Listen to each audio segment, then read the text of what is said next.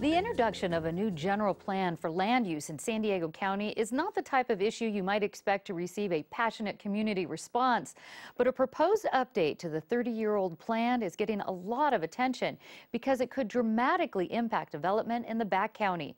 The new plan was introduced to the San Diego County Board of Supervisors Wednesday, and KPBS senior Metro reporter Allison St. John is here to tell us about it. Good evening, Allison. I have to ask you straight up, what is the general plan and how significant is this for the county? It is a very significant plan, Peggy. And if you can imagine, if you live in a house and you knew that your family was going to grow by 40% in the near future, and you had to figure out how to update your house, how to remodel your house, this is essentially the county saying, okay, we know we're going to get another 200,000 people living in the unincorporated areas. That's the areas that are not the cities.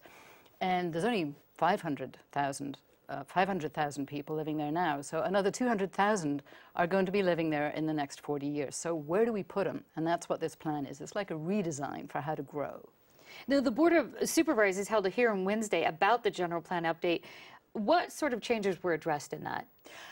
Well, the audience there, the people who came to speak, there were more than 200 people who came to speak, had a lot of different opinions. And essentially the people who are affected are the people east of the line that you see on this map. The gray areas are the incorporated areas, that's the cities.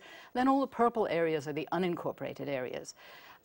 So there were people who came who were very concerned about the way that it would affect their property.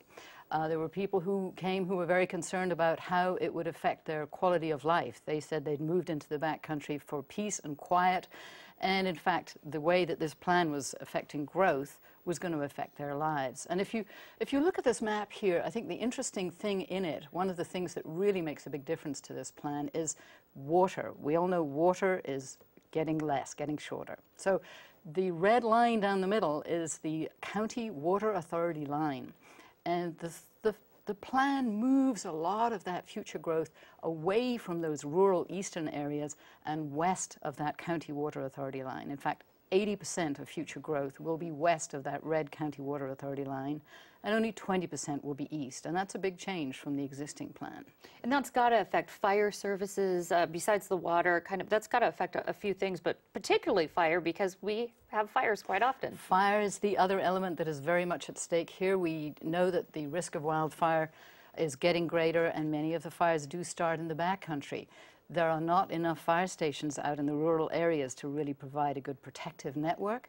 And so that's another reason why the supervisors would like to see growth happen closer to where there are existing fire stations, existing infrastructure.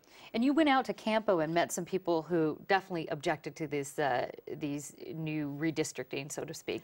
Yes, that's not everybody is against it. In fact, I would say a lot of people are for it and say, yes, we would like to see this plan. However, there are those who feel like the amount of potential development on their property has been reduced because of this plan.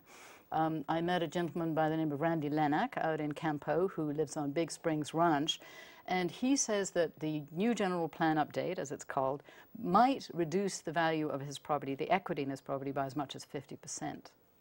After 13 years and $15 million, the county bureaucrats have come forward with a plan that is basically the same tired old downzoning scheme that's been put before the voters twice, in 1998 and 2004, in Props B and Prop A, and it was defeated summarily both times. The voters recognize very easily and readily that this 40, 80, and 160-acre minimum lot sizes, it violates property rights, and in fact, it probably borders on government seizure of property.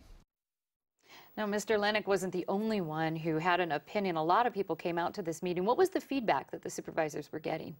Well, I would say more than half of the people were opposed to the plan, and this, of course, is because people who are against something usually do turn out in more numbers.